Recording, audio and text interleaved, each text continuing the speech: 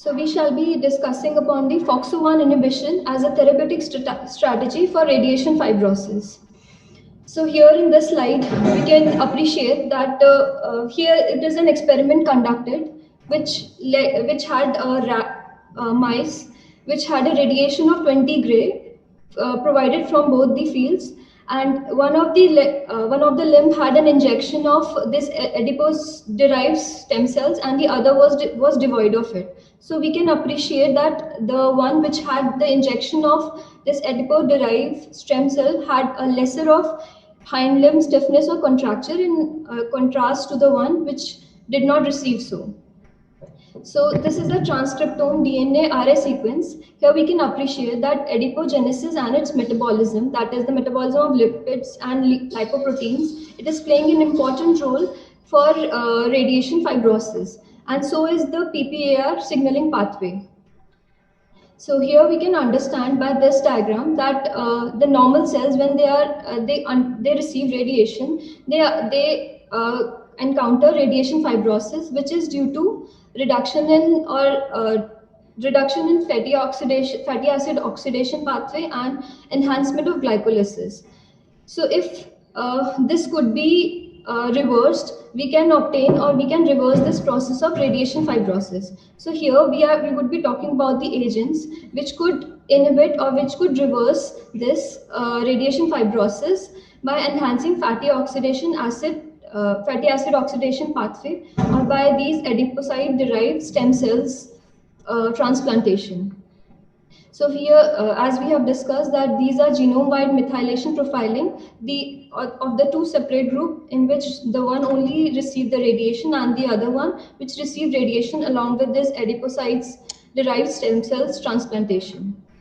So HOMER, that is hypergeometric optimization of motif enrichment, it had an algorithm which identified the promoter genes or the promoter region of the genes that are differentially methylated in adipocytes derived stem cells treated samples in comparison to those who only received radiation. So here we know that these FOXO1 fatty acid oxidation receptor binding sites, if they are hypermethylated or silenced and there is reduction in the expression of this FOXO1, then we get radiation, we can reduce this radiation fibrosis. So FOXO1, it is a potential driver of the fibrosis. It is a fork-head box protein and a transcription factor involved in metabolic regulation. This suppresses the PPAR fatty oxidation and thus leads to fibrosis. This is a diagram which shows the normal skin, and this is the one which has received radiation representing hyperkeratotic area or the fibrotic area. So once this FOXO1 is inhibited, then we wouldn't be getting fibrosis, or we would be able to reverse this process of fibrosis. So to develop this, we have the reversal of the fatty acid oxidation if it is promoted, or we could lead to this radiation fibrosis reversal. For this, pharmacological inhibitors for FOXO1 to decrease the expression of fibrotic markers, we have extracellular as well as intracellular markers. The extracellular are the ones which are collagen, PAI1 collagen, and extracellular are the ones which have FOXO1, which we are discussing currently. So now we talk about how prostaglandins, they play an important role in radiation fibrosis. Prostaglandin E2, these are the prostaglandin E2, these inhibit the process of fibrosis. Though this is not confirmed, or we do not have any definite proven evidence that these lead to reduction in radiation fibrosis, but we are in the experimental phase of proving so. So transforming growth factor beta 1 suppresses the component of the prostaglandin E2 pathway. Thus, the reduction in prostaglandin E2 pathway leads to increase in collagen and hence the more production of fibrosis or more fibrogenesis.